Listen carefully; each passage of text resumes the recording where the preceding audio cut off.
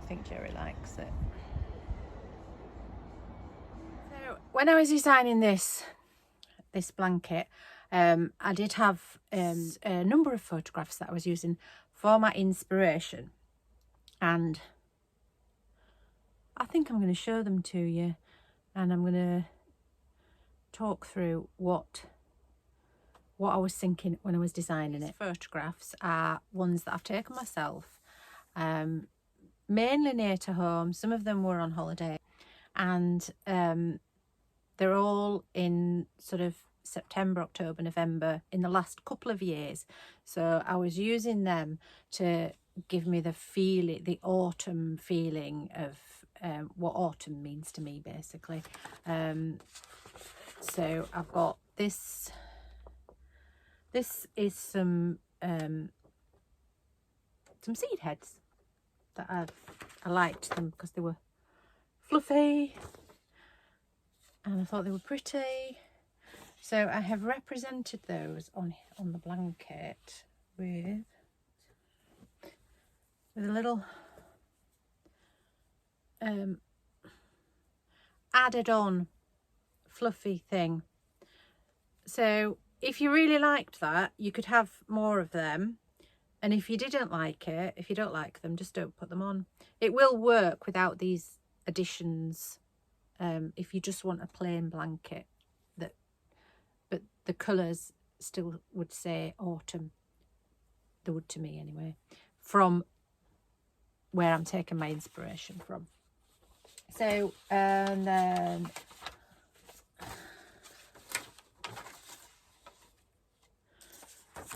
this one, obviously the colours, but mainly the sunflower, the colours and the landscape, the patchwork nature of the landscape I've tried to reflect in the whole blanket, but then I've done a sunflower to add on. And this is it's not knitted, it's sewn.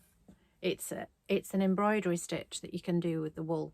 So if you do it in embroidery silk, obviously you get a much smaller thing. And it's a stitch that I'll need to look up the name of the stitch. It's a stitch that you can use for other things, but it makes a nice sunflower. So again, you can add that on to your blanket, or you could make, if you like it, you could make a few, or just leave it out.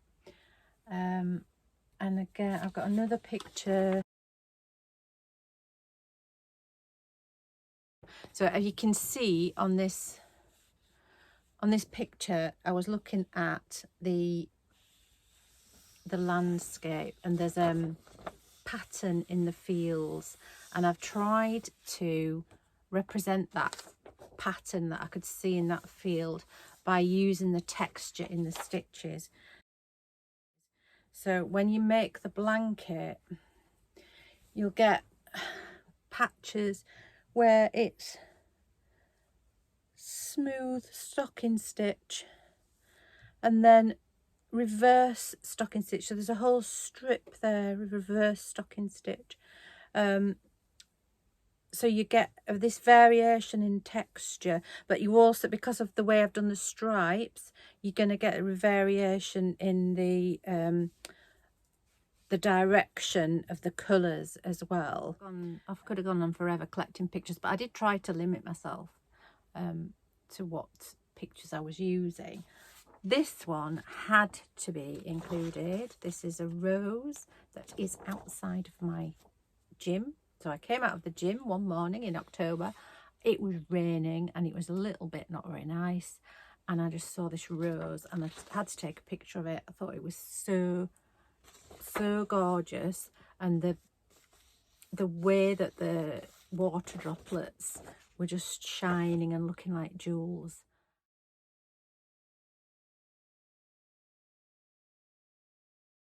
Yeah, so I did focus a little bit on the raindrops, and the way I've represented the raindrops is in this waterfall lace that I've put on the blanket. it goes. And then the rose, I've made some little roses and added them on, and I thought that 3 was enough. I thought more than that might be a bit much. See, can't see them very well, so it's just a little rose, but you could put more if you really like them. You could put more on, or if you don't like them, just don't put them on.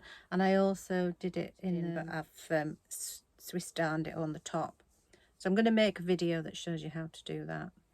And then this, I like this picture.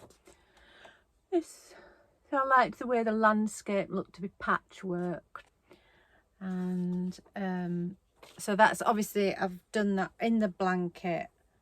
The blanket's patchwork, and then there's some berries. So there's some berries, and on the blanket the berries are little French knots. So again, they can be missed off, or they can be, you can do more of them, because I've just did those 3 little sections. You could do more. If you don't like them, don't put them on. I've got a picture I'll stick in here of the blanket before I added them on, so you can see what it looks like without any of the little embellishments.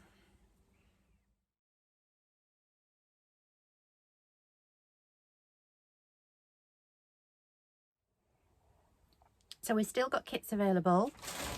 Got one here ready to go if anybody wants to order it. They're available from You and Yarn and from Knitting Pretty. With mine, I'm sending out one of these. It's a hat pin, and it just might be useful for making the sunflower. And if you get one from anyone else and you want one, just let me know and I can sort that out for you. So it's starting to get exciting now. It's nearly here, and I'm looking forward to seeing what everybody makes.